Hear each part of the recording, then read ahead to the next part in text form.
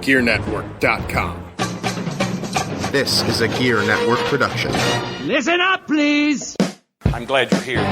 Mind orgasms and fantasies. By the way, I want to say something that I absolutely love. The back of my head may not look like a pug. Somebody's misguided. The younger generation.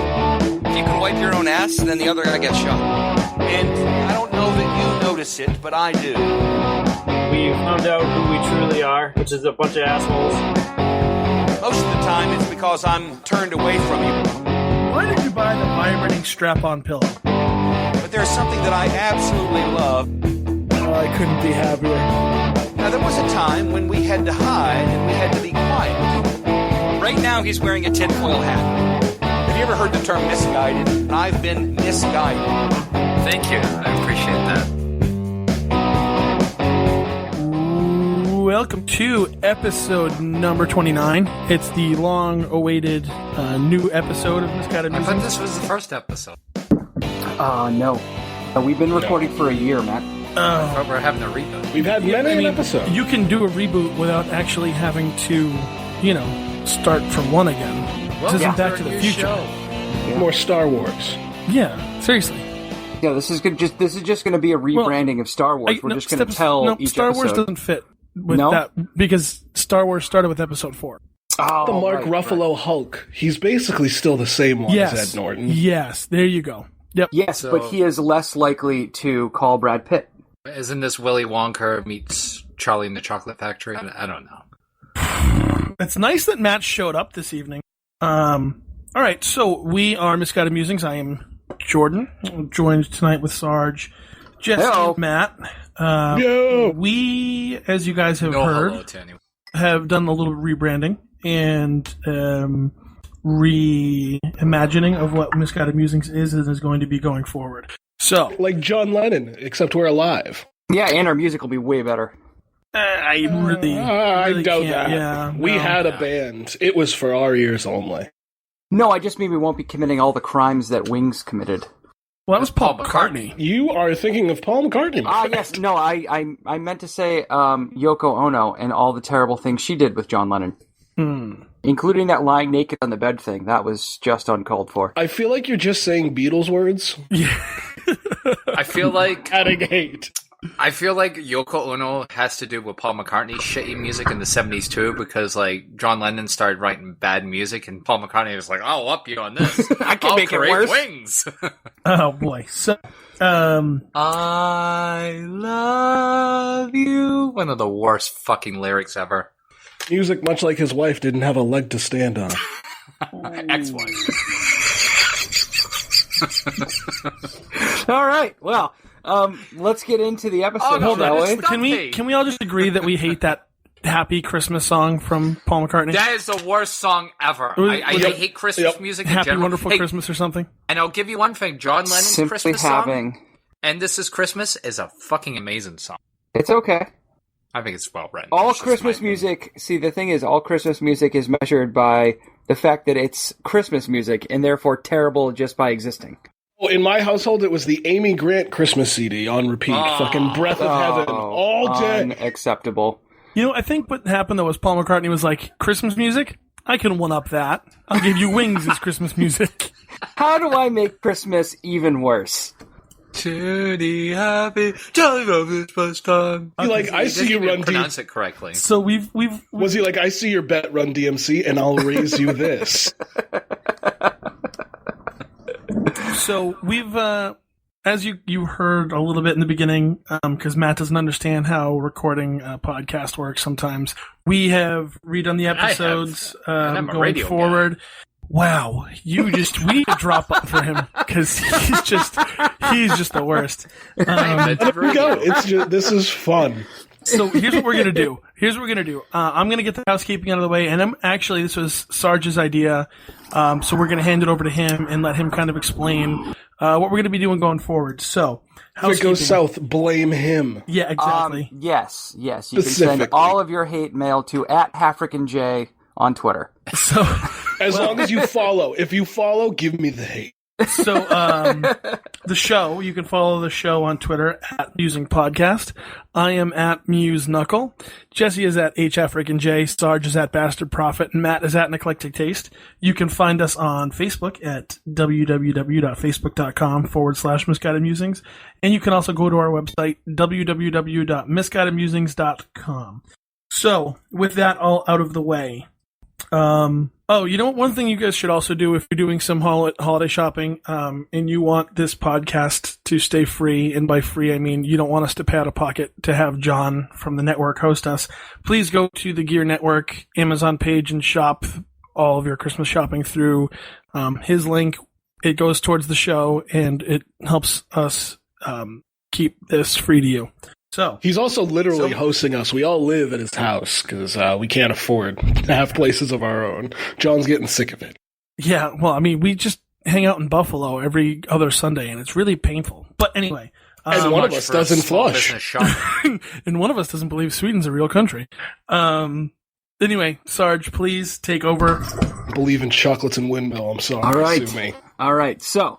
This show is going to be kind of like a take on the game Two Lies and a Truth. We're going to have 4 parts to this game. Jesse, this evening, will be playing the part of the Fool. He has done zero quite research easily and knows and knows absolutely nothing about what we're about to talk about. Mirrors my daily life. We're not in, and then. I would be very cautious, yeah, exactly, on how you explain this next part, not to give it away. Matt, and I will be playing the other 3 parts, which is the 2 assholes and the brain. You, the audience, and Jesse, the fool, will not know who is the brain and who are the assholes until we're done. Side note, there can only be 2 assholes, though, in fact, all 4 of us are assholes. But we are all going to talk about a subject. We have all done independent research on said subject. However, 2 of us have done research on things that have nothing to do with this subject. And at the end of the show, Jesse will have to figure out which one of us actually did research on the topic and who did research on the bullshit things that we made up on the fly. So, let's do one thing real quick. I want to take some pleasantries. We're going to go to a quick break just because I want to start this fresh. Guys, we haven't recorded in a while. How's everybody doing? I'm good. Matt's married. I'm doing all right. Yes, Oh, Matthew! Happened. Yep, Matt, congratulations, Matthew. Tom, can you just throw like an applause sounder in here, please? Maybe some party sounds. Yeah, right, something like that. Or a funeral march. A funeral march could be good, too. Both apply. I was on another podcast. I cheated on you guys. Yeah, you had a dirty threesome. Yeah. I did. It was a good time. The guys were nice. The guys look like Gene Siskel. And Roger Ebert. Listen, one of the guys, I want no offense to the guys from Men and Women, by men who don't know. Because they listen, thanks to me being an awesome guest. Well, thank you, Jesse, for getting us some fans, and we listen to their podcast as well. And I mean this with no offense, but one of the guys sounds like the heavyset gentleman from She's Out of My League.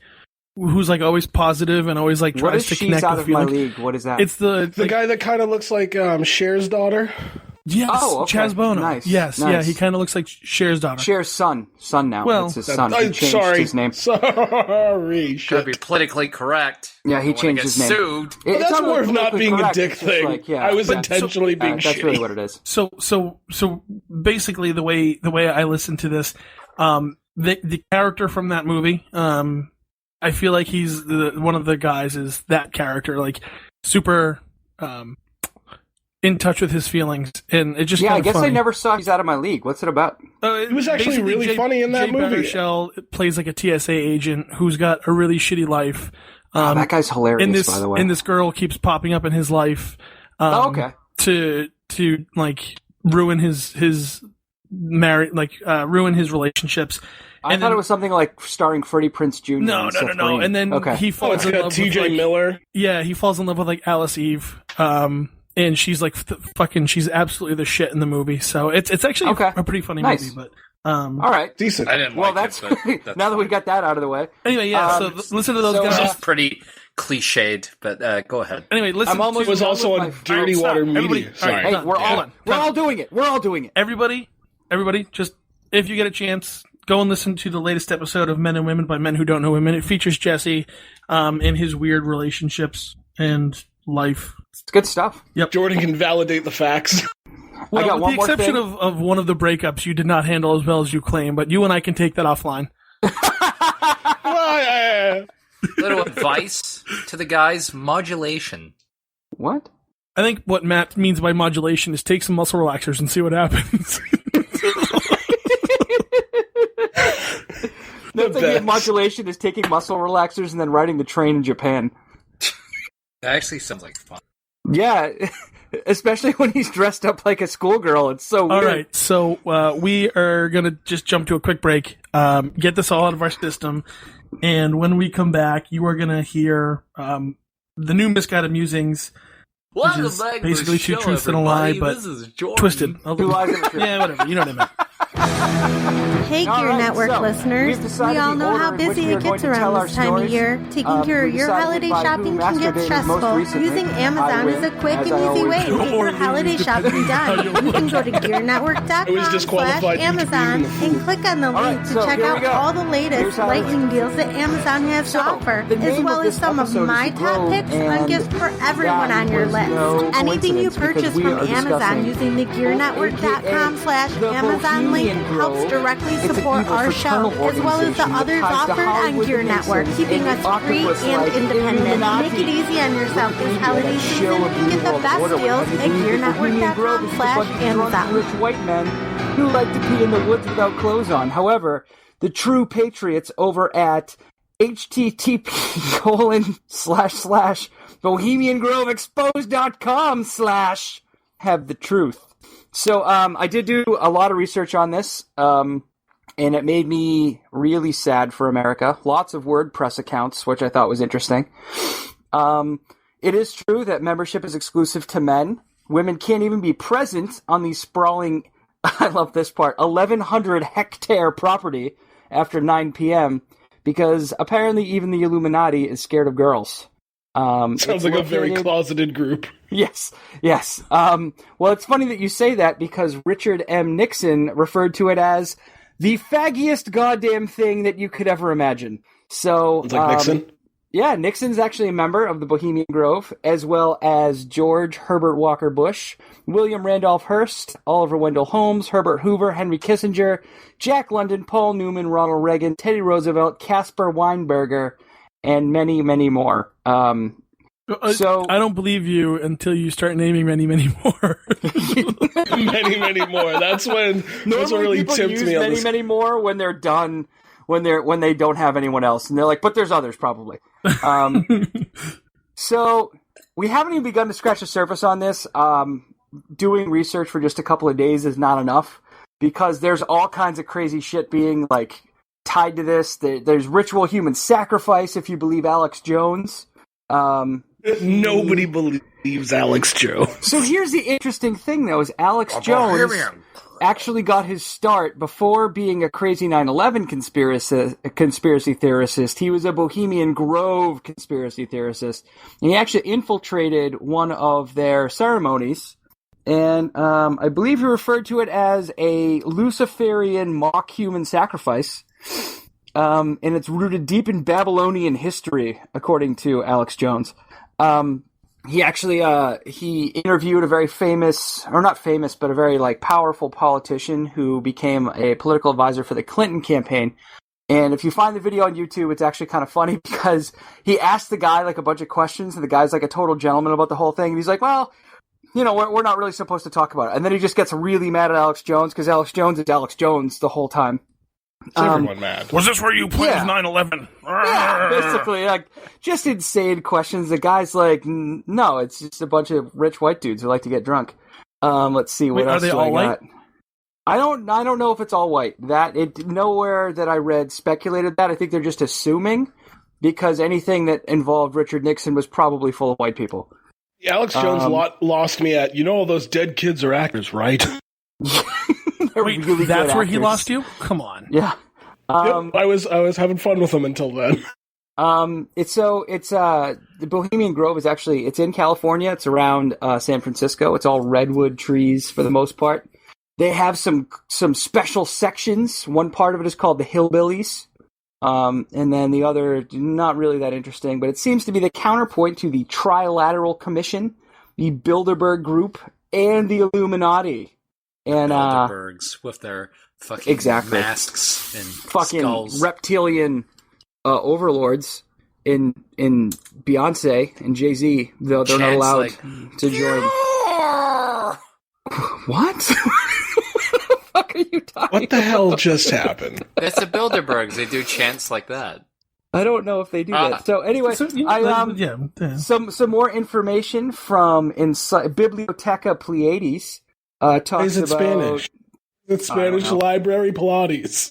Let's see. We got Alan Greenspan and Dwight D. Eisenhower. Some other members: Arnold Schwarzenegger and Dick Cheney. So that would be scary enough. As long as Dick Cheney doesn't go hunting, though, you should make it. And then they talk about Molech, the god of child sacrifice, who is also involved somehow. So yeah, there's a ton of crazy shit. Actor Danny Glover is involved. Danny. And they Didn't he get too they old gather for that to shit? celebrate. And then there was an article in another magazine where they basically talked about guys walking around naked and getting drunk and peeing on stuff. So, but this is where all the policy of America is decided. There was people who speculate that Ronald Reagan and Richard Nixon colluded to run near each other when they were running for office. And so it's the web goes deep, guys. It goes real deep. Jesse, you have any questions? Is this like that same thing that Joshua Jackson movie, The Skulls, was based off of? Yes. In fact, very close to Skull and Bones Society, I think is what you're talking about. That's the Yale group. Yep. See, that's why. Here's the thing. Am I not allowed to guess until the end? You're not allowed to guess until the end. Okay, I have theories. Prematurely jacked all over his face. Don't prematurely guesstimate. And then also, what else is involved? What else was involved here? There's aliens. They suspect aliens in pyramid-like structures on the property. Yep. What's his name again? Ben Carson was right about the grains. Yes, it was a grain storage shelter. Yeah, and not a pyramid. Yeah, and now he's going to be the federal chairman of the housing committee. That's going to be awesome. I'm generally opposed to anyone who doesn't believe in evolution running something important. Terribly. That's a pretty good guideline to go off of. Or somebody that goes, hey, my name's I stabbed a kid, but his belt buckle stopped it. Oh, okay, sure. All right, no. So whose turn is it? Is it Jordan? Oh, so you're done? You've given everything? I've given everything I can, and Jesse doesn't have any further questions. So, Matt, I would play rock, paper, scissors with you, but since you masturbated on Friday and I have not had to, you're up. Pray you don't say rock and he says paper. Hey, paper can be a useful thing for masturbating. Okay. Hello, everyone. Why? How? Use your imagination. Cuts. Paper cuts? It's great for the cleanup. That's exactly. Tissue Sometimes paper. you don't have tissues anywhere. It's paper. All right. So anyway, I'm kind of all right, so Matt, your thoughts on the Grove here. The Grove? All right, let me tell you about the Grove. How's everybody doing? You guys eating steak? That's good. All right. So it's good night. Let's learn about the Groves. The Groves were a family. Love you in so many ways. They were a rich family in New York. I believe this took place back in 1988. So we're talking about a time when, New York was changing, obviously, the Wall Street. And so it was a young couple. One of them was a doctor, and the other one was a housewife. She was a very beautiful woman, although she was a redhead, so a little bit of firebush there. She was kind of a bit of a dullard, too. You'll find out as I'll express more into I doubt stories. It was explained like that in the research. Well, they just said she was very dim-witted. That's when I read the papers, because, there was like, how was Alice Grove? Well, she was kind of a dull person. Okay, I learned. So anyway, this young couple, they're having issues in their relationship. They have a young daughter. They're not fucking that much. And basically, they get into an argument one night after smoking some joints. And the do they call them joints? Well, I think Matt's They didn't just go trying to to a give you the joint. abridged They version smoked here, a spliff.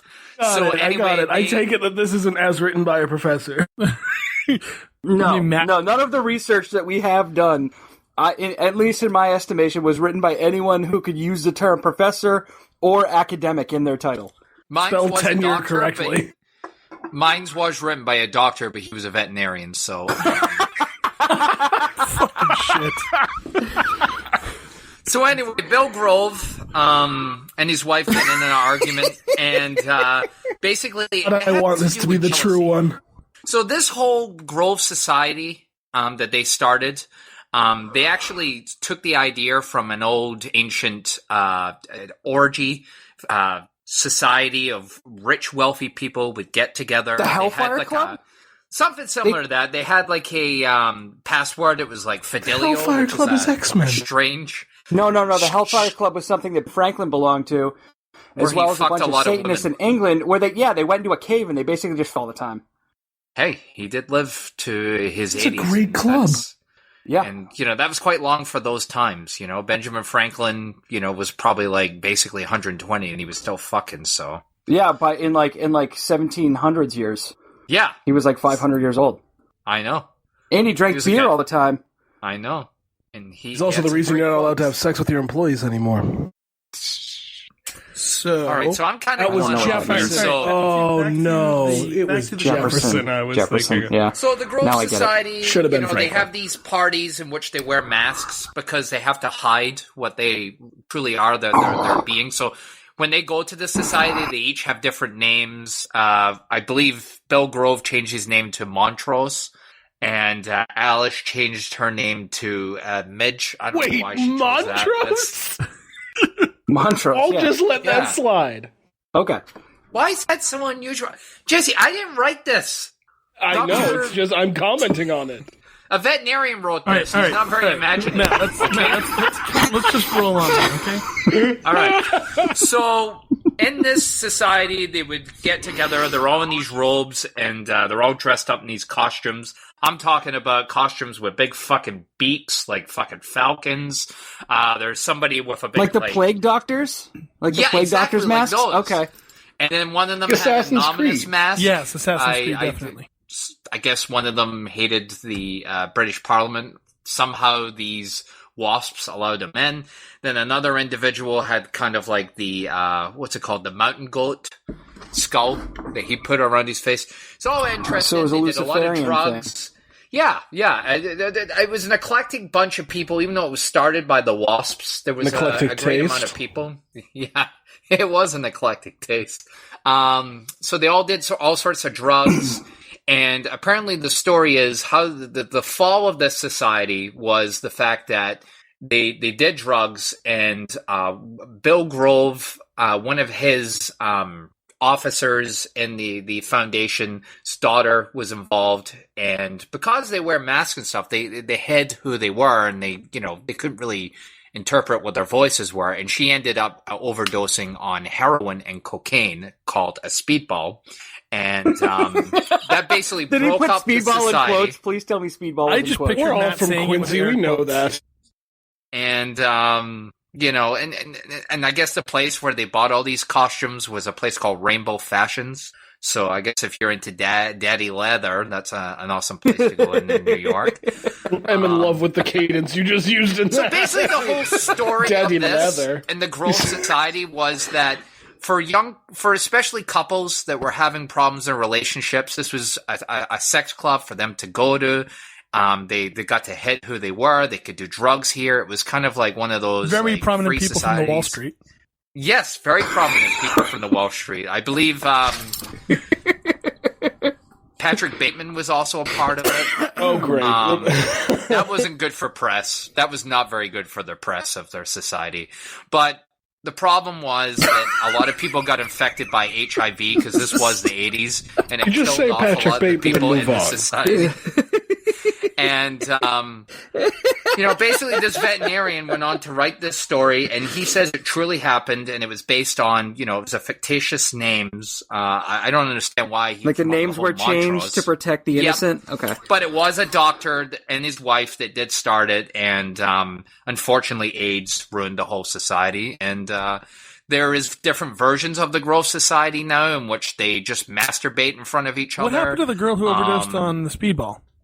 Well, she died, of course, because even though there was doctors there, they were likely, physical therapists or back surgeons. They didn't know CPR. They knew acupuncture and... It wasn't Quincy. The Census Bureau didn't hand out Narcans for them. Good job. Is this what schizophrenia feels like? Watch Take Me Shelter. Was that the movie Taking Shelter? Give Me Shelter, maybe? Yeah. Take Me Shelter? Anyway, that's the Grove Society.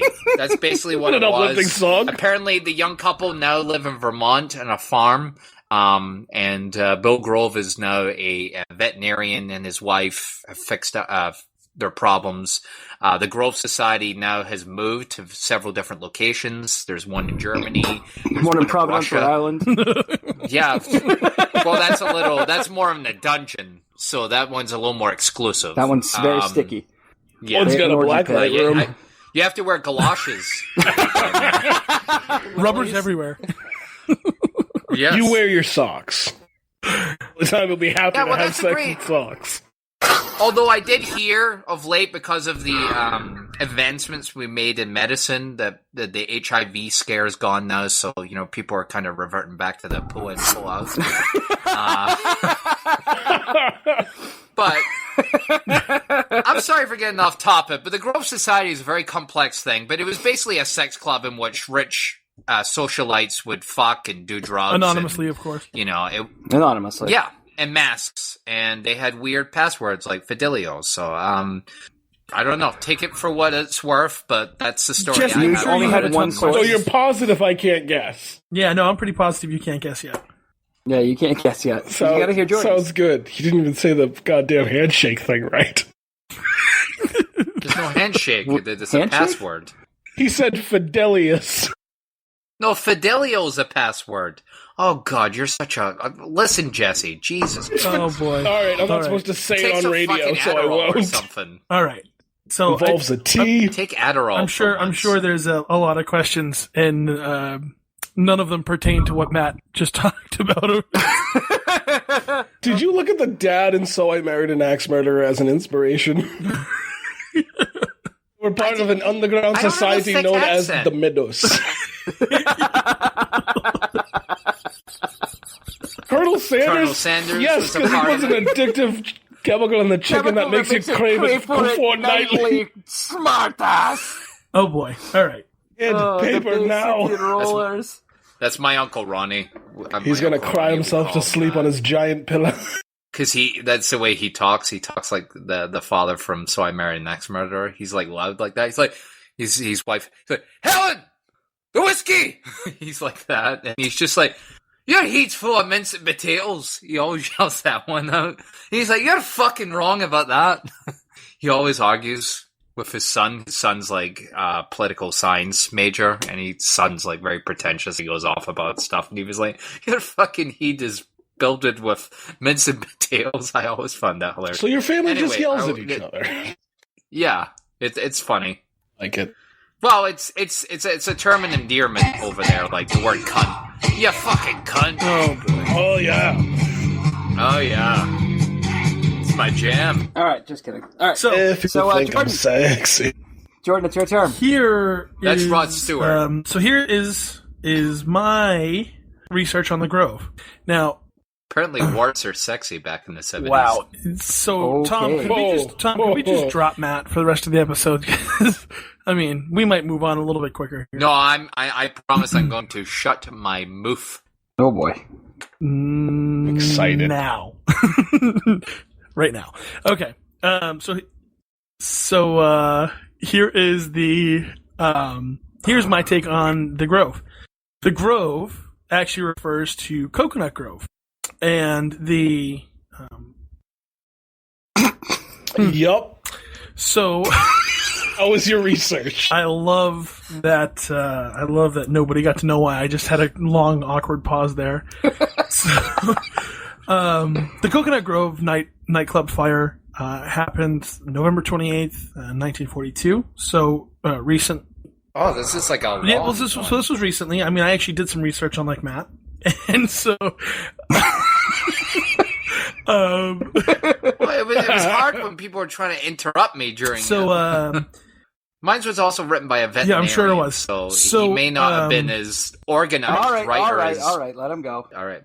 The Coconut Grove nightclub fire happened in Boston, killed 492 people, which was more than the building's authorized capacity, and injured hundreds more. So, a lot of people claim that there was some curious circumstances around the fire. There is a couple of conspiracy theories about that.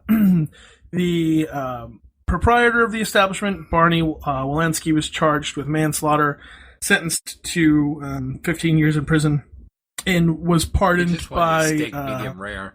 And was pardoned by the governor, Morris Tobin. And then he later died from cancer. But that's neither here nor there. So, the Coconut Grove nightclub fire. Staked up. Wow, you just really can't shut your mouth. One of the guys that they thought was a suspect who had survived the fire testified at the inquiry and was later actually exonerated was a busboy by the name of Stanley Tomaszewski. A nice Polish boy who lit a match to steal a light bulb, and someone claimed, this was a popular theory at the time until it was proven wrong, was that the fumes from the drinks actually caused the building to erupt in flame. Jesus. In which case that was proven wrong because the amount of alcohol that would have needed to have been in the air would have been monstrous proportions. But so that is not it's green alcohol. He's done. So part of this whole thing is that there seems to have been some type of accelerant used, but back in the 40s there was really no way for them to test everything the way they do now. Cocaine? And so it's always been considered that it was arson. And based on statements from survivors and the way that the flames actually rolled through the air rather than the floor, mean that there was some type of accelerant in the air. It also was interesting because the flame burned bright yellow and the smoke was thick and black and actually caused people to go unconscious and die of respiratory problems and burns. And so a lot of people consider this to be strange, that it was never really figured out. The evidence is all gone now. Tapes. That's right. Sure. And so there's been some interesting conspiracy theories, and one of them that I chose to focus on was that one of a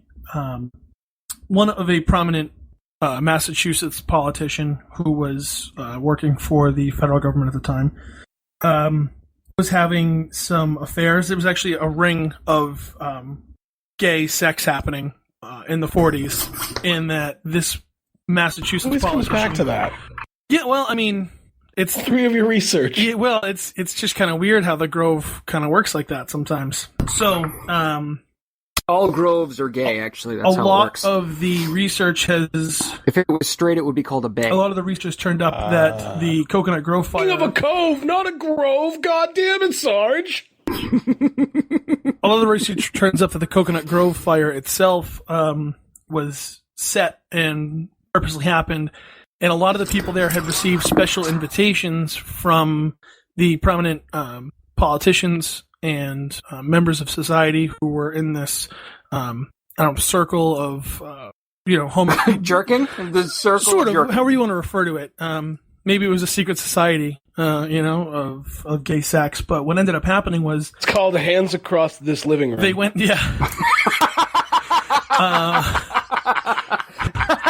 so that, and then the fire was set, killing all of the people who were in this ring, this sex ring, effectively ending the chance that any of these politicians would be outed by their lovers.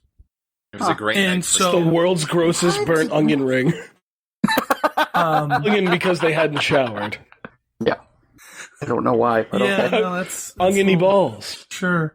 So, a lot of the research into this has turned up that all new electrical fixtures had been put in with no permit issued, so there was no way to check and see if everything was done to code at the time, which was still piss poor.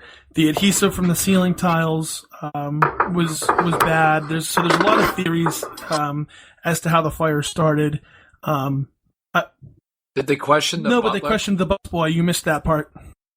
What was amazing is that the Coconut Grove fire actually changed a lot of fire codes in the city of Boston. It did, yeah. So there's like a lot of rules, like the doors can't open in; they have to open out. Yeah, and a lot of another nightclub fire where they changed the rule: no, your shitty band can't have pyro. It was also had turned out that there was no additional fire exit at the Coconut Grove. It was actually blocked at the time, and so there was only one way in, one way out. There was much like Germantown. There was a lot of Hull caught fire. Well, there's two ways into Germantown, but you don't really want to go. Hull is a good example of that garbage town. The only way to get into Germantown is a GED. Or a prison stay. So the victims who all survived all have different takes on what happened, and it turns out, and to them everything tastes like styrofoam. It turns out that now, the Coconut Grove nightclub fire has never. They have no eyebrows and always look surprised.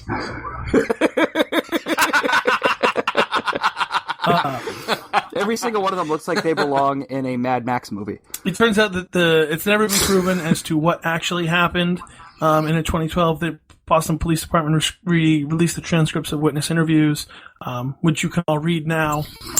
But essentially, the fire still goes to this day unsolved.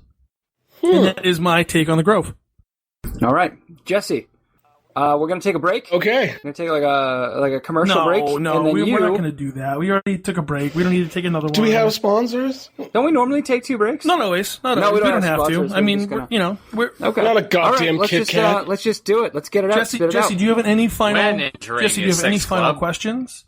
Or anything that you would like to kind of talk through while you try and figure out some of your... Well, here's the thing. I'm a bit torn between... Obviously, Matt seemed to have read the newspaper of a man with schizophrenia, so I'm immediately going to guess that Matt is one of the assholes. And you, sir, would be correct. Okay. You were correct. Okay. In fact, Matt was actually... What Matt was trying to do was give you the plot from Eyes Wide Shut. Okay.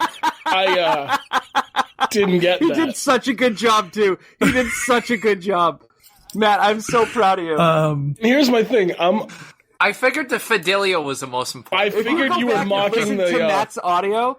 Go back and listen to Matt's audio, now knowing that it was Eyes Wide Shut, and it's fucking spot on. Okay, I can't wait. I actually will go back and re-listen to that. Except for the veterinarian part. I have no idea where that neither does Matt. I don't know. The word veterinarian popped into his head. Okay, so my toss-up is between Jordan and Sarge, and here's my reasoning. I feel like Sarge was talking about the Skull and Bones, but changed the name to the Grove, because I know George W. Bush was part of the Skull and Bones. So you know what? I'm going to say the brain is Jordan.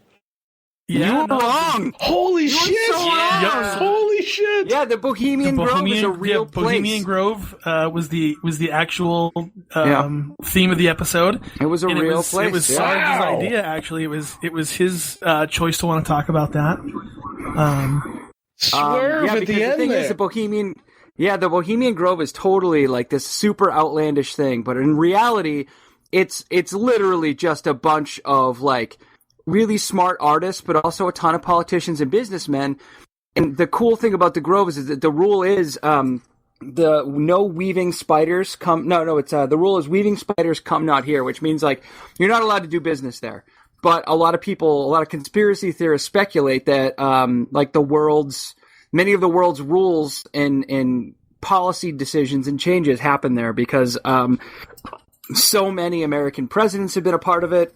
Fucking Richard Nixon, of all people. See, I thought yours was valid when you mentioned Bilderberg, because I know that's a real thing, but I was just like, I feel like he just changed Skull and Bones to Grove. No. Bohemian Grove is a real thing. I didn't know that was the name. And, to be fair, I may have... Skull and Bones is the jerk-off in a coffin one, right? Yeah. I think so, To be fair, I did change some of it. There really is no major conspiracy theory about Coconut Grove fire.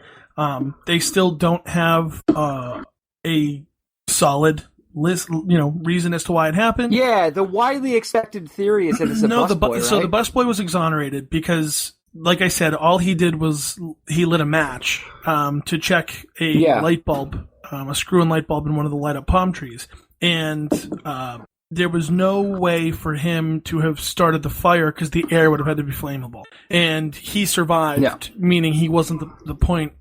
Dude, did you literally make up that whole gay sex ring thing? Wow! Dude, that was so good! I was like, Jordan, fuck this up, because that sounded real. That was the whole point, was to have two lies and a...